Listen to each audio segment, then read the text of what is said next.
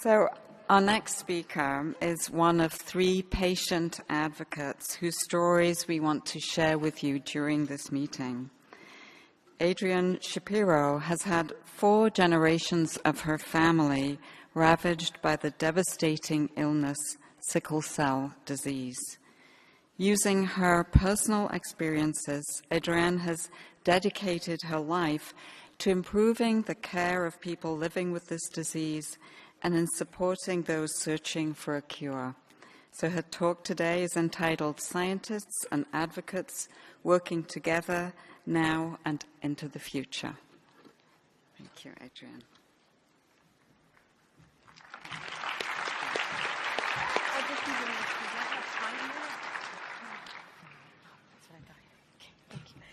First of all, I want to say thank you so much. I don't think you could even begin to comprehend what a great honor it is for me to be here and to have this opportunity to talk to you. I am 4th generation mother in my family to have a child with sickle cell disease. I was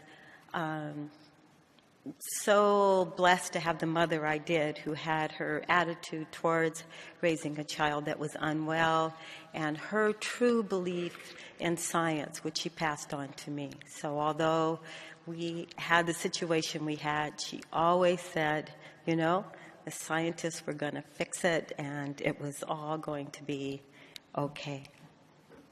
I have no disclosures. I'm just a mom, so...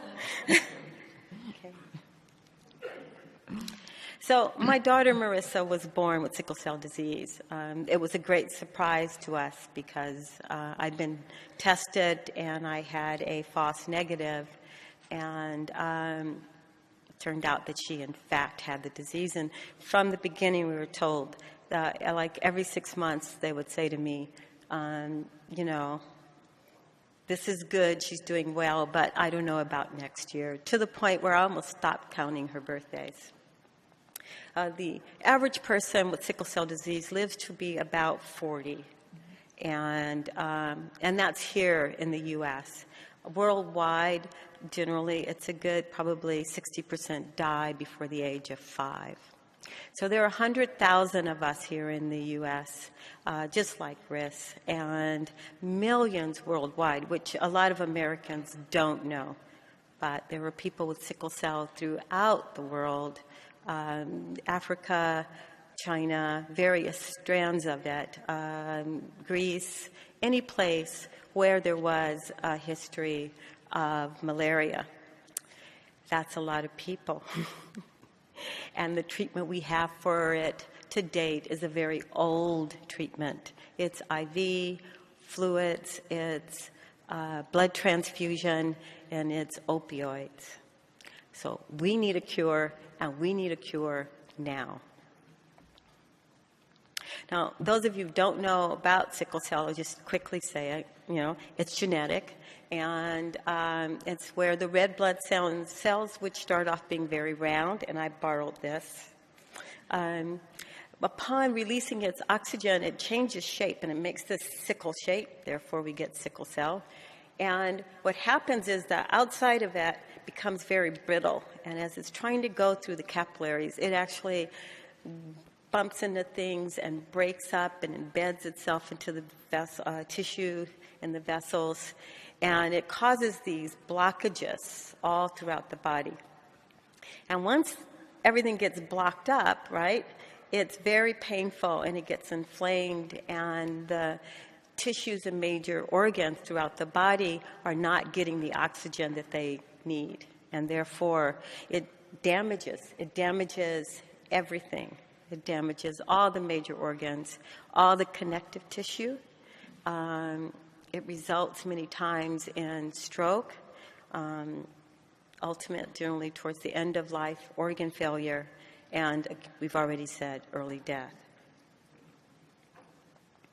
So 20 years ago, bone marrow transplants became the standard cure for sickle cell disease. And we were all like, yay. And my mom was like, yeah, they got it right. When I had my second daughter, that's Casey, we saved the cord blood, thinking, okay, we got it, we're good. We're with you.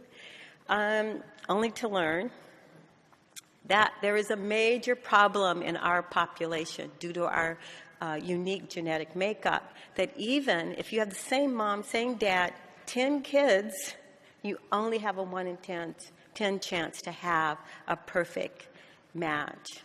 Now, if you think about it, if I have the first kid and the kid is sick, and I know that I have a 1 in 4 chance of having another kid that's going to be sick, my chance of having 10 kids is pretty slim.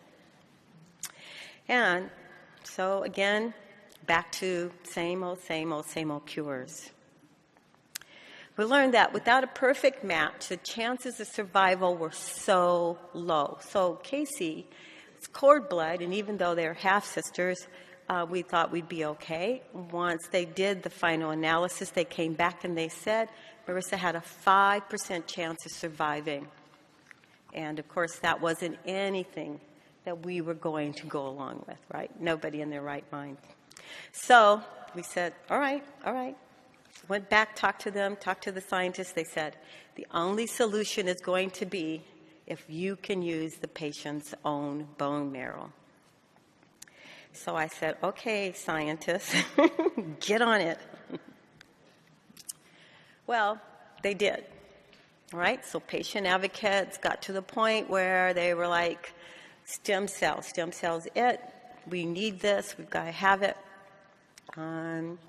One advocate in particular started Proposition 71, which brought in lots of money into California, which for us of advocates who were like raising money with bake sales and galas, there was no way that we could raise enough money to do the kind of research needed, right? Because good science cost a lot of money. So with the passage of Proposition 71, there was funding. And what came with this funding was the idea that we could now have clinical trials.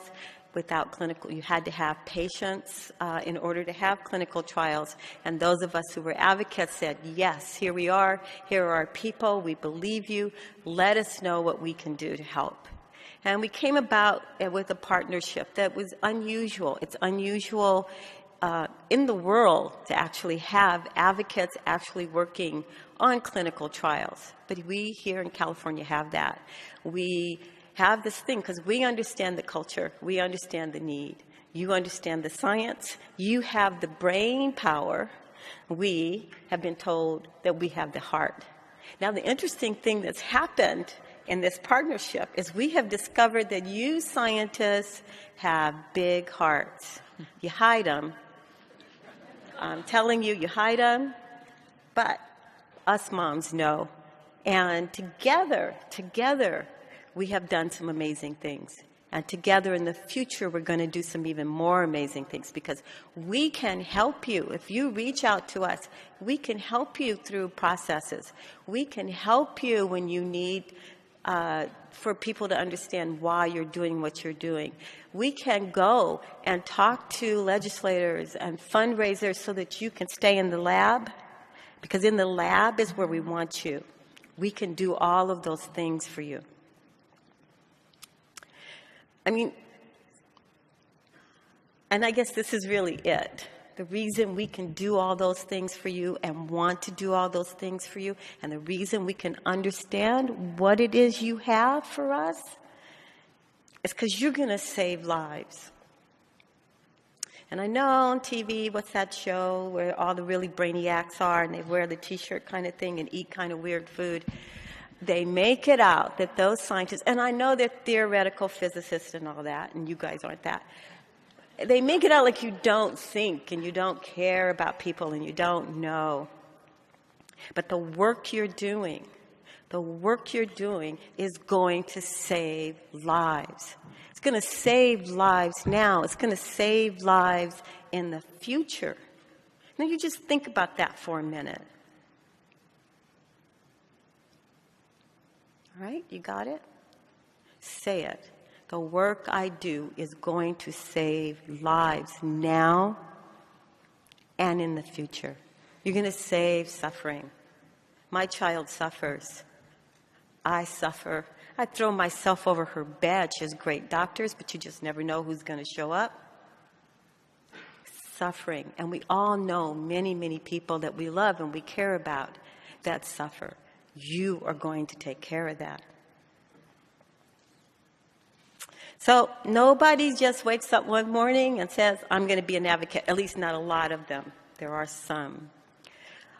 Most of us have come to this journey as mothers and fathers, wives, daughters, loved ones who really, truly start off very, very selfishly. I wanted my daughter to outlive me. No mother wants to bury their kid. That was not my plan. I believe that a cure for all people with sickle cell disease is available in our lifetime. Because we know all we need is a bone marrow. All you guys got to do is figure out how to get that from us. And we're going to bring our tissue right to the table, and you're going to bring your big brains. It's going to happen in my lifetime. I believe I'm going to be the last generation of mothers in my family to fight for a child with sickle cell. I have a child with sickle cell. I have a child that has the trait, right? I don't want her to have this experience. And you guys, again, you're going to fix that. Now, it started out with this talking about my child, thinking about my family, how for generations we heard the story of the mysterious deaths in the family, right? My uncle who went away to university and then just died in his sleep. And we heard stories of cousins who died mysteriously. One, after a beautiful day, they had a picnic and they were picking fruit. And this particular cousin said, I'm tired, and laid down and died. And so now I know, because I understand now, that that was probably acute chest syndrome. But the work you're doing is about every genetic disease, everyone. It's about every family. And, you know, I've got this picture up, and this is my friend Natasha, and she died 3 months ago. And it was the worst, the most tragic death I have ever experienced. It was the death of this beautiful young woman.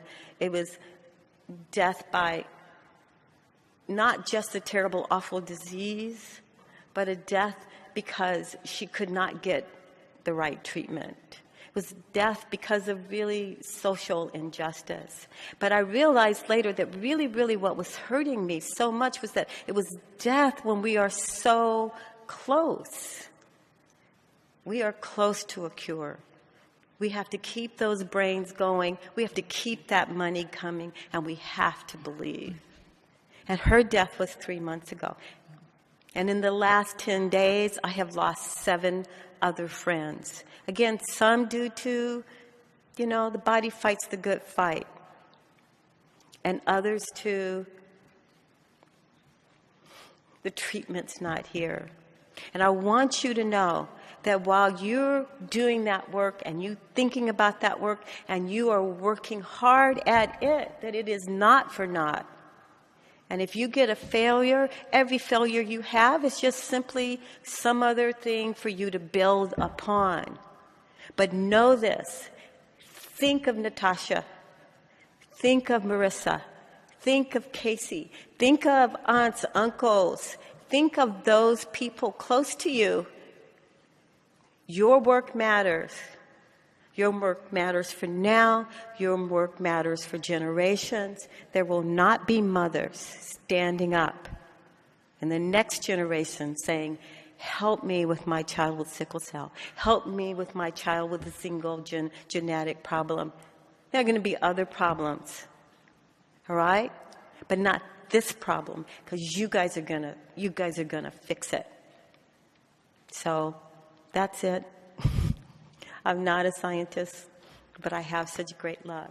And from the mother heart, I say to you, thank you, and fight on. Thank you.